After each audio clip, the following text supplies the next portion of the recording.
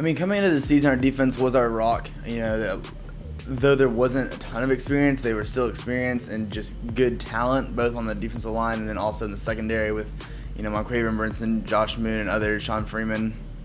But like you said, they've improved every week.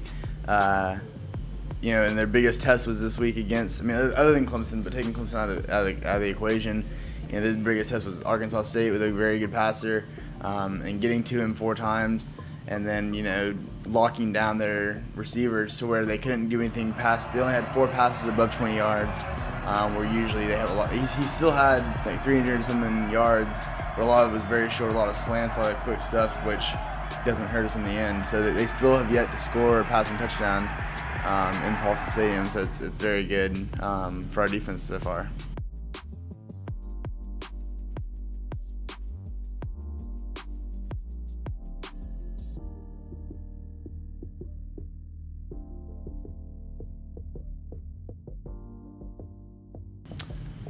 I think just sticking to their basics. I think coming out, they were wanting to stall a lot, and I know that's what the option does. It's a very slow-paced thing, but I think when they went back to their fundamentals of doing a spread option, spreading the ball out, having a couple trick ration and stuff, then obviously the big play at the end. But just spreading the ball out and playing to our tempo rather than trying to slow them rather than trying to play keep away with Arkansas State. I think they played their game and played how we've been playing the other 4 games, and so I think that was really big for our guys to revert back to that thing they've been practicing all summer.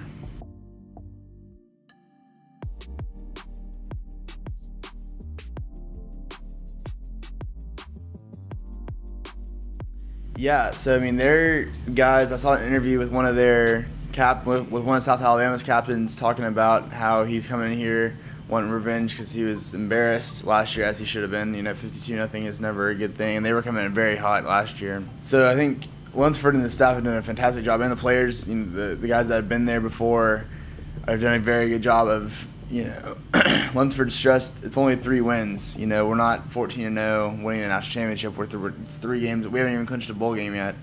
In 2016, we started off 3-0 and then ended up with only 5 wins on the season. So there's still that could still happen. It's any given Saturday, and so while most of these guys were here last year when they beat them by 50 points, and South Alabama is not a very good team. They lost 52-7 last week to App State.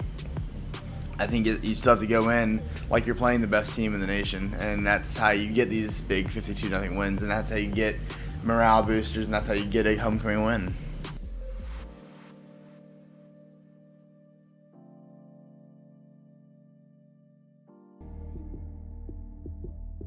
Yeah, so he ran right at me. I was in the end zone, so I didn't get a good look initially because I was following it, and then he's going this way. It's a little reverse, and so I didn't get a good look. But when I go back and look at it, so one thing that Lunsford harped on was how well Arkansas State flocked to the ball. When they see the balls on the ground, they're going to flock to it, and you saw that with the safety and the back lineman always just flocking to Wirtz, who ran it left. They pitched to Wesley Kennedy, who goes right, and there's no one there to get him. So he's got 47 yards to go down. That one guy, when he did it live, I thought they were going to challenge it, and I thought he was going to be out. But then when I saw it, from the side angle, I was like, oh, he's fine. And obviously he was as the score counted, but huge play. Bob DeBest, the offensive coordinator, called it down. I talked to Wirtz Shy Wirtz after the game, and they said that they were playing for a field goal, but then when it was second down, and DeBest was like, let's do it, let's run the mixed direction, because it's going to work, because as long as they bite to Wirtz, it's going to work, and if they didn't, Wirtz would have gotten 5 or 6 yards, putting Tyler Bass into field goal range to take the field goal. So it was a win-win. It just was a very big win with the play going to Kennedy and going 47 yards for a touchdown. His first career touchdown of the season, of his career. So it was very exciting. I can't think of a much more perfect ending to getting this win. A guy, local guy, he's from Savannah, Kennedy is. And what makes it even more impressive is the couple plays before on the punt, he got hit, and he got hit hard in his shoulder. He was down for a minute, went out for a play or two, came back in, And then when he goes down, he throws his shoulder into the end zone to get those extra yards into the end zone. So that just shows the heart and the passion that Kennedy has to this team and putting his body on the line multiple times to preserve the win. So it's a very impressive play.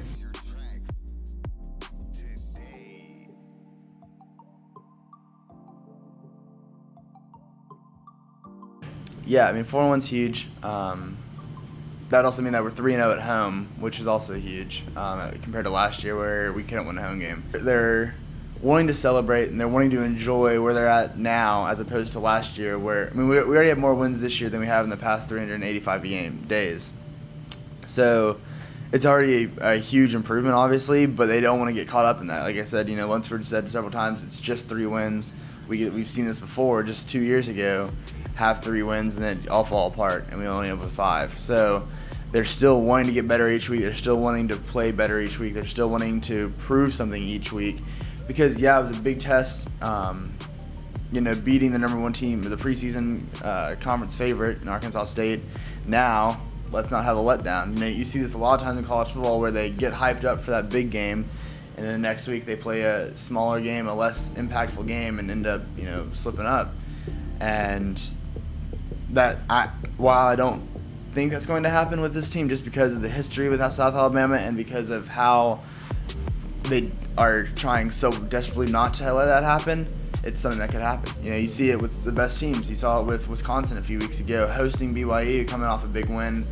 They hosted BYU, a team that they should have just easily run away with. BYU won on a last-second field goal. So it's very possible that could happen again. And again, while I don't want it to happen, I don't think anyone here wants it to happen. It's something that Chad Lunsford and this team knows can happen, and they're doing everything in their power to prevent that. So while the morale is very high, while the locker room celebrations are going viral, while the team and the fans alike want to see this continue, there's still that we saw where it was last year, we saw where it was 2 years ago. Let's not let it happen again.